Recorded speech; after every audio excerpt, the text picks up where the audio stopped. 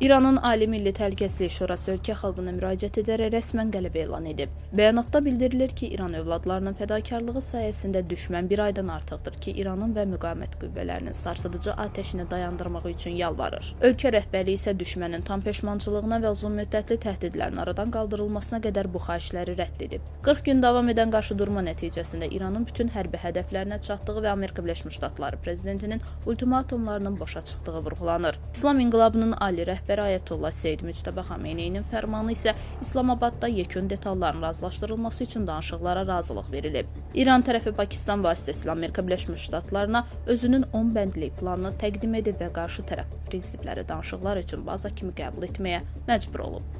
İranın əsas şərtlərinə Hörmüz boğazına tam nəzarət, müqavimət oxuna qarşı müharibənin dayandırılması, Amerika Birləşmiş Ştatları qüvvələrinin regiondan çıxarılması, sanksiyaların ləğvi, dondurulmuş aktivlərin qaytarılması və dəymiş ziyanın tam ödənilməsi daxildir. Bəyanatda qeyd olunur ki, danışıqlar aprelin 10-da tam etibarsızlıq şəraitində başlayacaq və bu müddət ərzində İran ordusunun əlindəki tətik hər an işə düşməyə hazırdır. Sənəddə vurğulanır ki, müharibə yalnız 10 bəndlik saziş tam imzalandıqdan sonra başa çatmış hesab olunacaq.